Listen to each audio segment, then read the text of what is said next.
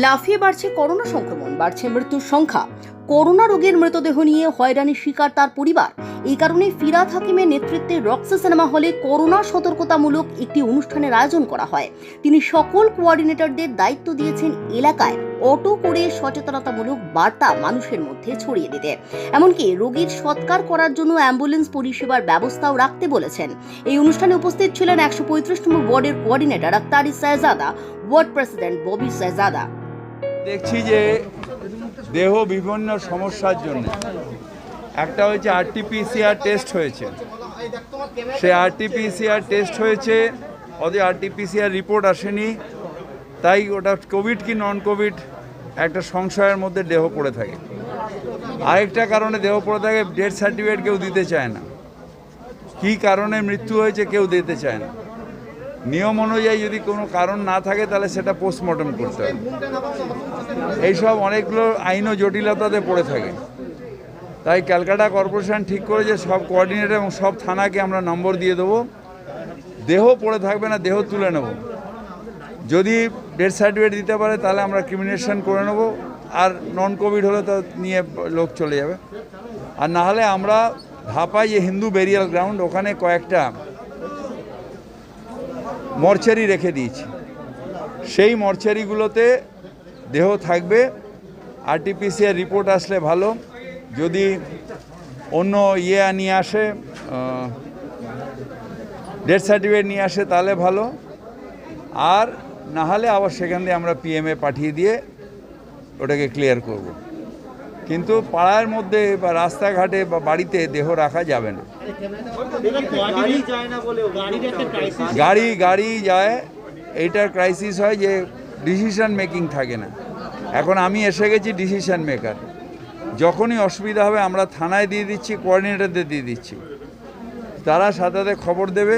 যদি না যায় আমার ফোন 24 ঘন্টা চলে, আমায় খবর দেবে, দায়িত্বটা আমার। দেবাশিস কুমার একটা জিনিস বললেন যে অ্যাডমিনিস্ট্রেশনে অনেকে ভেবেছিল যে এই দল আর ফিরবে না, তাই একদিনের কাজটা একদিন 24 ঘন্টা একদিন লেগে যাচ্ছিল। আমরা এটা আমি অ্যাডমিনিস্ট্রেটিভ মিটিং করছি, আমি এখানে অ্যাডমিনিস্ট্রেশনের কথা বলছি। বললেন যে কলকাতার সমস্ত অ্যাম্বুলেন্সে অক্সিজেনের ব্যবস্থা করা এবং কলকাতার সমস্ত অ্যাক্সিডেন্ট না, কর্পোরেশনের যে অ্যাক্সিডেন্টগুলো রয়েছে একটু টাইম লাগবে। আমি আজকে বললে কালকে করতে পারবো না, 10 থেকে 15 দিন সময় লাগবে।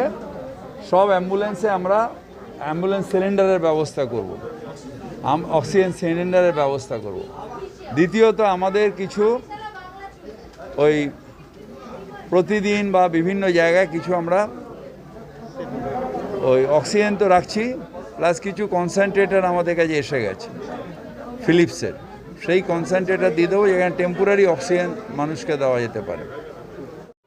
आपके चैनल 24 न्यूज़ के माध्यम से मैं Bobby Shahzada, ward number 135 youth president Trinamool Congress के जानिब से तमाम लोगों को रमज़ान की बहुत सारी मुबारकबाद देता हूं। उम्मीद करता हूं कि आने वाला दिन जो है वो और भी खुशियों से भरा होगा और भी वायरस और हर किस्म की बीमारियों से मुक्त होगा। दर्शकों के लिए बस यही है कि हम लोगों ने जो मेहनत किया उसका जो फल आप लोगों ने जो दिया है, आवाम की तरफ से जो फल मिला है, उसका हम लोग जितना भी शुक्रिया अदा करें बहुत कम है। और सबसे बड़ी बात यह है कि हम लोगों की सरकार तृणमूल कांग्रेस ने, हम लोगों की सीएम ममता बनर्जी ने पिछले 10 साल से काम किया है, और उसी काम के बुनियाद पर उनको ये वोट मिला है, ये लोगों का मैंडेट मिला है। तो आगे भी हम लोग इसी तरह से काम करते रहेंगे अपनी नेत्री के आदेश में, और आवाम से यही रिक्वेस्ट करेंगे कि आने वाले दिन में जो भी चुनौती आएगा हम लोगों के साथ मिलकर साथ दीजिए, और पश्चिम बंगाल को सेक्युलरिज्म के साथ रहने के लिए और फिरका परस्त ताकत से बचाने के लिए तृणमूल कांग्रेस के साथ, ममता बनर्जी के साथ जुड़े रहे। प्रचार में ही आगे है बीजेपी, तो प्रोपेगेंडा फैलाने में ही आगे, ये हमने पहले भी कहा है। बीजेपी जहाँ पर भी जो कुछ कहती है वो सच नहीं होता है। आप पिछले बंगाल से पहले पिछले कई इलेक्शन को उठाइएगा, मध्य प्रदेश हो, राजस्थान हो, दिल्ली हो, छत्तीसगढ़ हो, झारखंड हो, बिहार हो, हर जगह बीजेपी नाकाम हुई है। बीजेपी सिर्फ कामयाब होती है सियासी हथकंडे करने में, हॉर्स ट्रेडिंग करने में। तो बीजेपी के बात में अब और आवाम नहीं आएगी। ये पश्चिम बंगाल के जनता ने दिखा दिया है। आने वाला दिन बीजेपी के लिए और भी खतरनाक होने वाला है। हम लोगों की जो नेत्री हैं वो आवाम के साथ रहती हैं, वो काम के वक्त हर वक्त खड़ी रहती हैं। हम लोगों की जो नेता हैं फिरहाद हकीम साहब, जो इतने भारी वोट से जीते हैं, उनका भी जीतने का वजह यही है कि वो लोगों के साथ हर मुसीबत में खड़े रहते हैं। तो हम लोगों का लीडरशिप हम लोगों को जो सिखाता है, हम लोग उस पर अमल करते हैं। इस वजह से मेरा भी यही मानना है कि जितना ज़्यादा अपने आवाम के साथ जुड़े रहेंगे, उनके दुख सुख में साथ रहेंगे, उतना ज़्यादा हमारे लिए भी अच्छा, आवाम के लिए भी अच्छा। जैसा इंस्ट्रक्शन मिला है बॉबीदा की तरफ से, कॉरपोरेशन की तरफ से, हम लोग उस इंस्ट्रक्शन पर पूरी तरीके से काम करेंगे। जैसा बताया गया कि लोगों से मिलना है, काउंसलर को खुद निकलना है, ऑटो प्रचार करना है, मास्क डिस्ट्रीब्यूट करना है। कोरोना जिस तरह से सेकेंड फेज़ में जिस तरह से पावरफुल होके आया है, जिसका थ्रेट जो है, जो ज़्यादातर लोगों के और ज़्यादा डबल लोगों को इन्फेक्टेड कर रहा है, इसके अलावा उसका पावर भी 3 गुना ज़्यादा है। तो इस तरह से लोगों को समझाना है कि कोरोना से बचना है, सोशल डिस्टेंसिंग रखना है, और इसी पर हम लोग काम करते हुए आगे निकलेंगे। जिस तरह से हम लोगों ने इलेक्शन का कैंपेन किया था, इस तरह से कोरोना अवेयरनेस का भी काम करेंगे। इसको लेकर के जो फिरहाद हकीम ने आज कहा है कि बीजेपी वैक्सीन लेकर राजनीति कर रही है, इस बारे में आप क्या कहेंगे?